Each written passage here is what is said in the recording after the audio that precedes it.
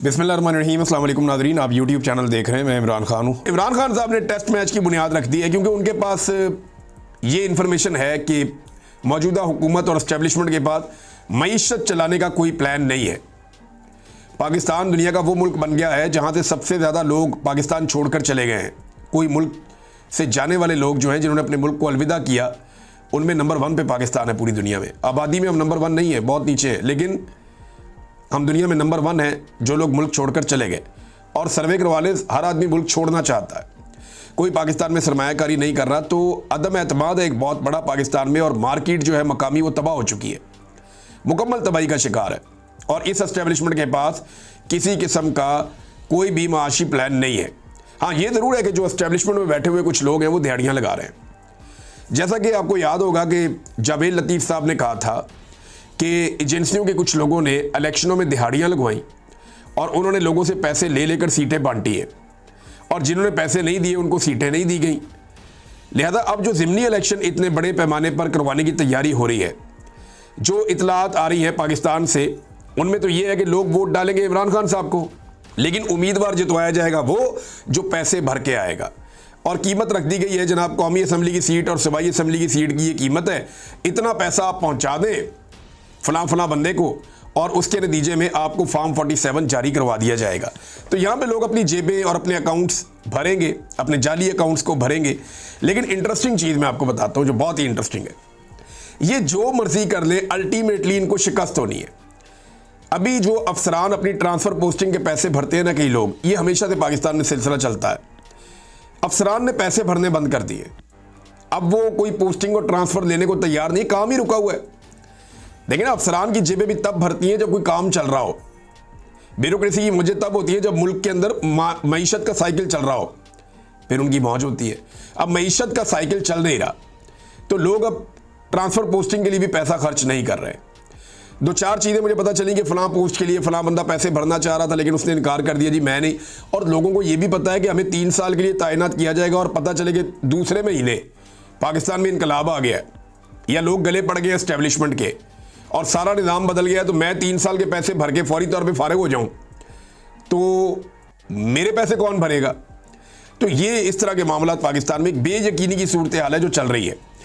अली अमीन गंडापुर साहब ने गुज़िश्ता 72 घंटे अगर आप उनके देखें तो उनके अगर आप बयानात निकालें तो वो बैक वक्त अलग अलग बातें कर रहे हैं। यानी वो एक ही वक्त में ऑपरेशन के साथ भी हैं, सेम टाइम में वो मिलिट्री ऑपरेशन के ख़िलाफ़ भी हैं, सिक्योरिटी एजेंसियों को दहशतगर्दों का मददगार भी कहते हैं और फिर उनकी तारीफ भी करते हैं।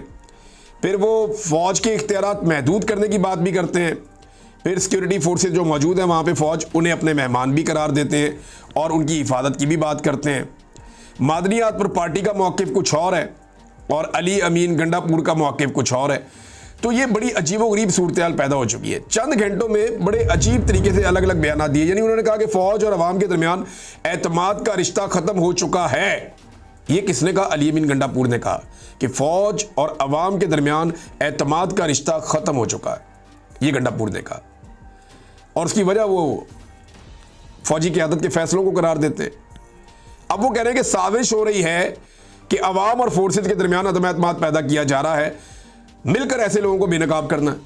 यानी एक दिन पहले खुद ही एक बात कर रहे हैं, अगले दिन कह रहे हैं नहीं ये साजिश है। तो क्या एक दिन पहले अली अमीन गंडापुर साहब साजिश कर रहे थे? यानी मुझे बहुत हैरत हो रही है कि गंडापुर साहब को क्या हो गया, और वो खुद भी कंफ्यूज हैं। ऐसा लगता है वो समझ नहीं पा रहे कि उनको क्या कहना है और क्या नहीं कहना। मुराद सईद साहब का मौक़िफ़ बिल्कुल मुख्तलिफ है, अली अमीन गंडापुर का मौक़िफ़ बिल्कुल मुख्तलिफ है। ये दोनों इमरान खान के काबिले एतबार साथी हैं।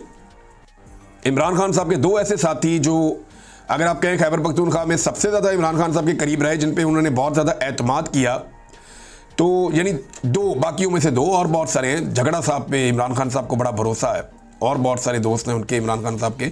जुनैद अकबर पे बड़ा वो भरोसा करते हैं, बाकी लोगों पे भी करते हैं। लेकिन अली अमीन और मुराद सईद की एक जगह है। अब मुराद सईद बिल्कुल एक डिफरेंट लाइन लेते हैं, अली अमीन बिल्कुल एक डिफरेंट लाइन ले रहे हैं। दोनों का ज़मीन आसमान का फ़र्क है। लेकिन इमरान खान साहब का मौक़िफ़ जो है वो मुराद सईद के मौक़िफ़ के करीब तर है।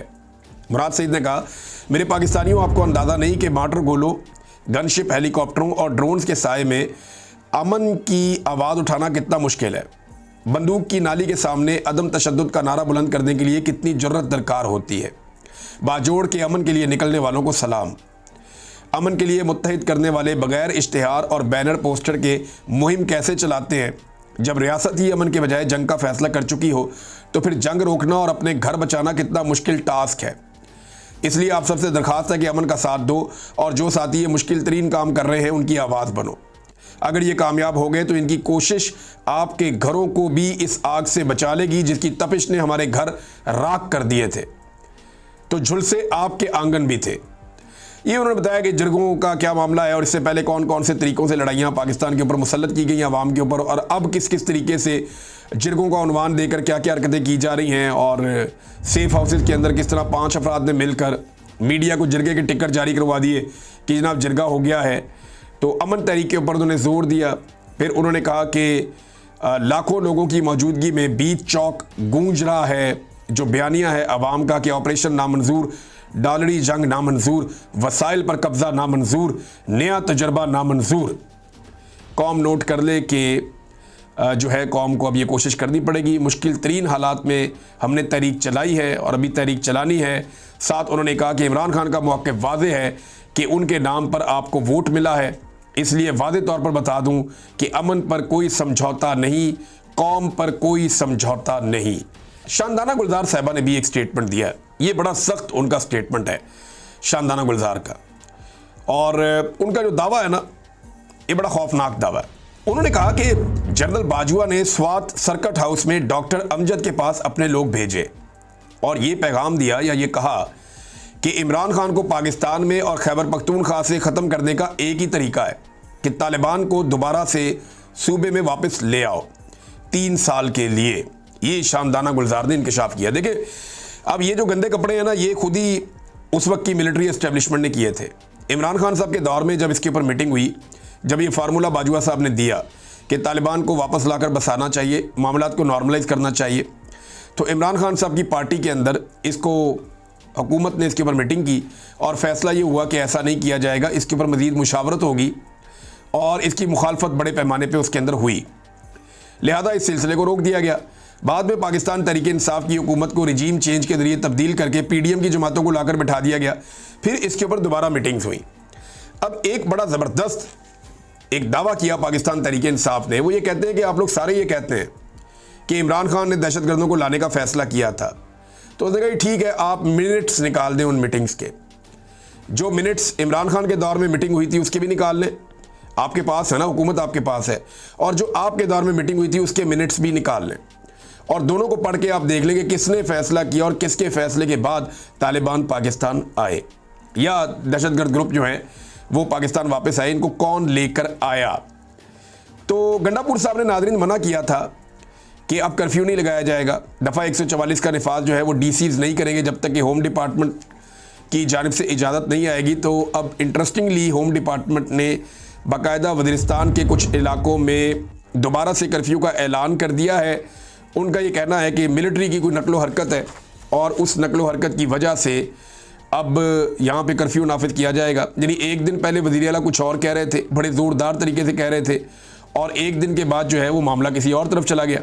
खबरें और हैं मेरे पास, लेकिन आपके साथ नेक्स्ट वीलॉग में शेयर करूँगा मैं। अब तक के लिए इतनी अपना ख्याल रखिएगा, अपने इस चैनल का भी। अल्लाह हाफ़िज़।